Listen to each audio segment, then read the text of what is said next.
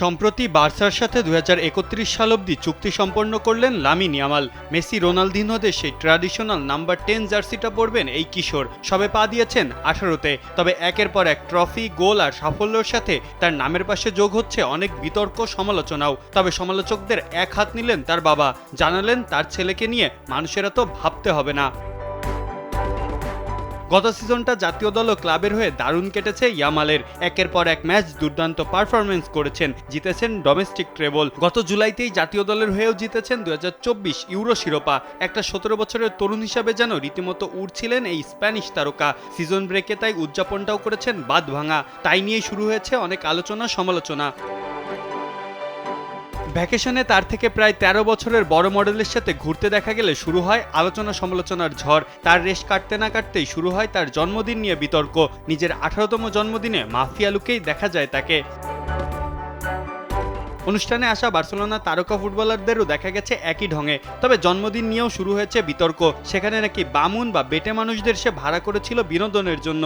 এই নিয়ে আলাপ গড়াচ্ছে কোর্ট অবধি।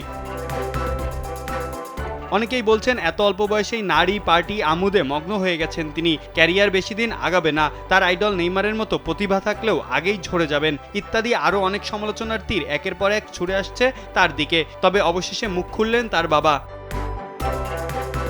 ইয়ামালের বাবা বললেন, আমার ছেলেকে দেখে অনেকেরই হিংসা হচ্ছে। ও এই বয়সে অনেক বাচ্চার কাছে রোল মডেল, কিন্তু ও নিজেও একজন কিশোর। ও নিজের জীবনটা উপভোগ করছে শুধু, মানুষের এটা বোঝা উচিত। তিনি আরও জানান, তার ছেলে কোনো ভুল করলে সবার আগে তিনিই তার কান ধরে ভুলটা শুধরে দেবেন। এখন অবধি তার ছেলে কোনো ভুল কাজ করেনি।